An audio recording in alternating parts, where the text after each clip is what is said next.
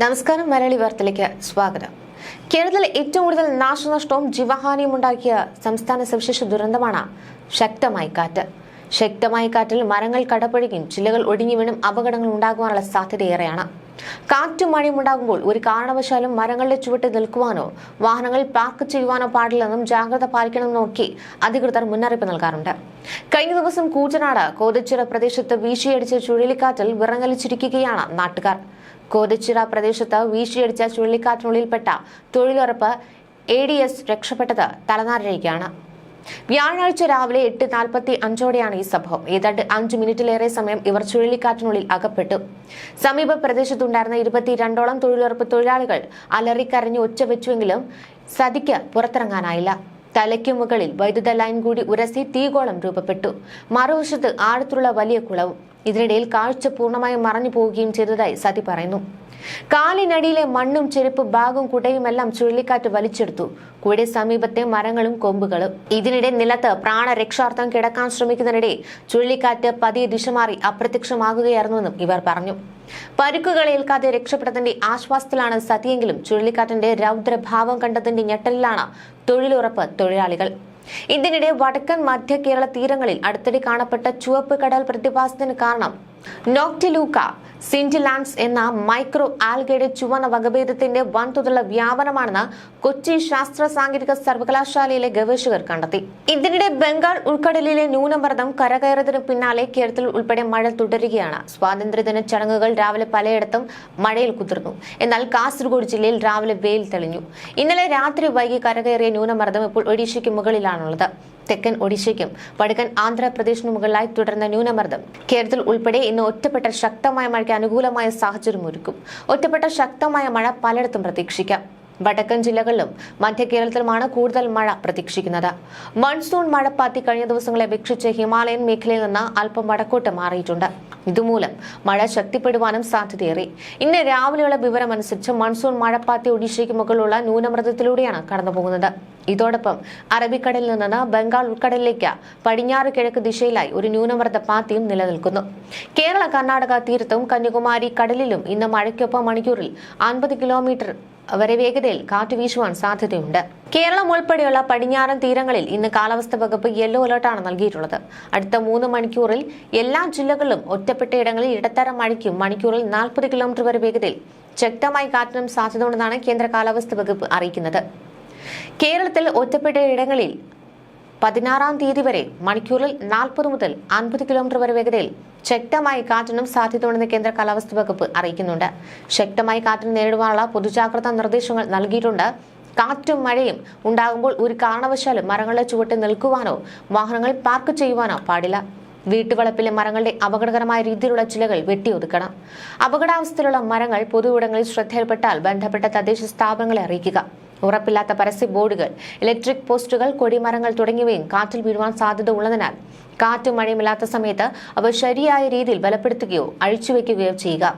കാറ്റും മഴയുമുള്ളപ്പോൾ ഇതിന്റെ ചുവട്ടിലും സമീപത്ത് നിൽക്കുകയോ വാഹനങ്ങൾ പാർക്ക് ചെയ്യുകയോ അരുത്. ചുമരിലോ മറ്റു ചാരി വെച്ചിട്ടുള്ള കോണി പോലുള്ള കാറ്റിൽ വീണുപോകുവാൻ സാധ്യതയുള്ള ഉപകരണങ്ങളും മറ്റു വസ്തുക്കളും കയറുപയോഗിച്ച് കെട്ടിവെക്കേണ്ടതാണ്. കാറ്റ് വീശി തുടങ്ങുമ്പോൾ തന്നെ ജനലുകളും വാതിലുകളും അടച്ചിടേണ്ടതാണ്. ജനലുകളുടെയും വാതിലുകളുടെയും സമീപത്ത് നിൽക്കാതെ ഇരിക്കുക. വീടിന്റെ ടെറസിലും നിൽക്കുന്നത് ഒഴിവാക്കുക. ഓല മേഞ്ഞതോ ഷീറ്റ് പാകിയതോ അടച്ചുറപ്പില്ലാത്തതോ ആയ കെട്ടിടങ്ങളിൽ താമസിക്കുന്നവർ മുന്നറിയിപ്പ് വരുന്ന ഘട്ടത്തിൽ അധികൃതർ ആവശ്യപ്പെടുന്ന മുറയ്ക്ക് സുരക്ഷിതമായ കെട്ടിടങ്ങളിലേക്ക് മാറി താമസിക്കേണ്ടതാണ്. തദ്ദേശ സ്ഥാപനതല ദുരന്ത ലഘൂകരണ പദ്ധതി പ്രകാരം കണ്ടെത്തിയിട്ടുള്ള ഇത്തരം ആളുകളെ റിലീഫ് ക്യാമ്പുകളിലേക്ക് ആവശ്യമുള്ള ഘട്ടങ്ങളിൽ മാറ്റുവാൻ തദ്ദേശ സ്വയംഭരണ സ്ഥാപനങ്ങളും റവന്യൂ ഉദ്യോഗസ്ഥരും ജനപ്രതിനിധികളും മുൻകൈ എടുക്കേണ്ടതാണ്. കാറ്റും മഴയും ശക്തമാകുമ്പോൾ വൈദ്യുതി കമ്പികളും പോസ്റ്റുകളും പൊട്ടിവീഴാനുള്ള സാധ്യത കൂടുതലാണ്. ഇത്തരത്തിൽ ഏതെങ്കിലും അപകടം ശ്രദ്ധയിൽപ്പെട്ടാൽ ഉടൻ തന്നെ KSEBയുടെ 1912 എന്ന കൺട്രോൾ റൂമിലോ 1077 എന്ന നമ്പറിലോ ജില്ലാ ദുരന്ത നിവാരണ അതോറിറ്റിയുടെ കൺട്രോൾ റൂമിലോ വിവരം അറിയിക്കുക. തകരാർ പരിഹരിക്കുന്ന പ്രവൃത്തികൾ കാറ്റ് തുടരുന്ന ഘട്ടത്തിൽ ഒഴിവാക്കുകയും കാറ്റും മഴയും അവസാനിച്ച ശേഷം മാത്രം നടത്തുകയും ചെയ്യുക. KSEB ജീവനക്കാരുമായി പൊതുജനങ്ങൾ ക്ഷമയോടെ സഹകരിക്കണം. പൊതുജനങ്ങൾ നേരിട്ടിറങ്ങി ഇത്തരം റിപ്പയർ വർക്കുകൾ ചെയ്യാതിരിക്കുക. പത്രം പാൽ വിതരണക്കാർ പോലെയുള്ള അതിരാവിലെ ജോലിക്ക് ഇറങ്ങുന്നവർ പ്രത്യേക ജാഗ്രത പാലിക്കണം. വഴികളിലെ വെള്ളക്കെട്ടുകളിലും മറ്റു വൈദ്യുതി ലൈൻ പൊട്ടി വീണിട്ടില്ലെന്ന് ഉറപ്പാക്കുവാൻ ശ്രദ്ധിക്കുക. എന്തെങ്കിലും അപകടം സംശയിക്കുന്ന പക്ഷം കൺട്രോൾ റൂമിൽ അറിയിച്ച് അപകടമില്ലെന്ന് ഉറപ്പുവരുത്തി മാത്രം മുന്നോട്ട് പോവുക. കൃഷിയിടങ്ങളിൽ കൂടി കടന്നു പോകുന്ന വൈദ്യുതി ലൈനുകളും സുരക്ഷിതമാണെന്ന് പാടത്ത് ഇറങ്ങുന്നതിന് മുൻപ് തന്നെ ഉറപ്പുവരുത്തണം. നിർമ്മാണ ജോലികളിൽ ഏർപ്പെടുന്നവർ കാറ്റും മഴയും ശക്തമാകുമ്പോൾ ജോലി നിർത്തിവെച്ച് സുരക്ഷിതമായ ഇടത്തേക്ക് മാറി താമസിക്കണം. കഴിഞ്ഞ ദിവസം പന്തലൂരിൽ മിന്നൽ ചുഴലിയിൽ വൻ നാശനഷ്ടമാണ് റിപ്പോർട്ട് ചെയ്തിരുന്നത്. രാവിലെ 10 മണിയോടെയായിരുന്നു ചെറിയ മഴയോടുകൂടി ശക്തമായ കാറ്റ് പന്തലൂരിൽ ആഞ്ഞു വീശിയത്. മെയിൻ റോഡിൽ നിന്നും പന്തലൂർ ക്ഷേത്രത്തിലേക്ക് പോകുന്ന വഴിയിൽ ഓടിക്കൊണ്ടിരിക്കുകയായിരുന്ന ഓട്ടോറിക്ഷയ്ക്ക് മുകളിലേക്ക് ഇലക്ട്രിക് പോസ്റ്റ് വീണു. പന്തലൂർ സ്വദേശി സൈമണിന്റെ ഓട്ടോറിക്ഷയ്ക്ക് മുകളിലേക്കായിരുന്നു ഈ ഇലക്ട്രിക് പോസ്റ്റ് വീണത്. ഡ്രൈവർ പരിക്കേൽക്കാതെ രക്ഷപ്പെട്ടിരുന്നു. വിവിധ പറമ്പുകളിലെ നിരവധി മരങ്ങൾ കടപുഴകി വീണു. പെട്ടെന്നുണ്ടായ ശക്തമായ കാറ്റ് 5 മിനിറ്റിലധികം നീണ്ടുനിന്നു. ഇതിനിടയിലാണ് നാശനഷ്ടങ്ങൾ ഉണ്ടായത്.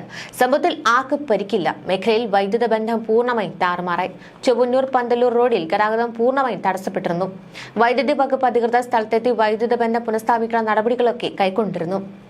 ഇതിനിടെ മറ്റൊരു റിപ്പോർട്ടും പുറത്തു വരുന്നുണ്ട്.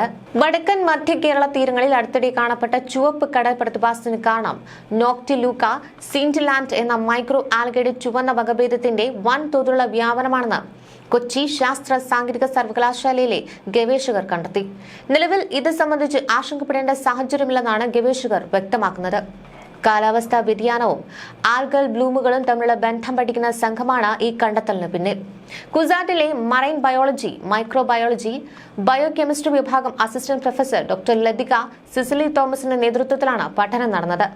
തൃശൂർ ജില്ലയിലെ ചാവക്കാട് ബീച്ചിൽ നിന്നും കോഴിക്കോട് ജില്ലയിലെ വിവിധ ബീച്ചുകളിൽ നിന്നും ശേഖരിച്ച വിവരങ്ങളുടെ അടിസ്ഥാനത്തിലാണ് നിരീക്ഷണം സ്ഥിരീകരിച്ചത്. ആൽഗൽ ബ്ലൂ ക്രമേണ തെക്കൻ കേരള തീരത്തും വ്യാപിച്ചു. ആഴം കുറഞ്ഞ ഭാഗങ്ങളിലാണ് ചുവപ്പ് നിറം കൂടുതൽ വ്യക്തമായി കാണുന്നത്. പ്രതിഭാസം രാത്രിയിൽ കടൽ തീരത്ത് അതിശയിപ്പിക്കുന്ന നീല പച്ച ബയോലു മിനിസെൻസും ഉണ്ടാക്കുന്നു. 2 രൂപങ്ങളാണ്. ഒന്ന് പച്ച വകഭേദം ഗ്രീൻ ടൈലുകൾക്ക് കാരണമാകുന്നു. ചുവന്ന ഹെറ്റാറോ ട്രോഫിക് വകഭേദം ഡയാറ്റങ്ങളെ ഭക്ഷിക്കുന്ന വകഭേദമാണ് റെഡ് ടൈലുകൾ ഉണ്ടാക്കുന്നത്. കേരളത്തിലെ തീരപ്രദേശങ്ങളിൽ മഴക്കാലങ്ങളിൽ സാധാരണ ഈ 2 വകഭേദങ്ങളും കാണപ്പെടാറുണ്ട്. ന്യൂസ് ഡെസ്ക് മലയാളി വാർത്ത.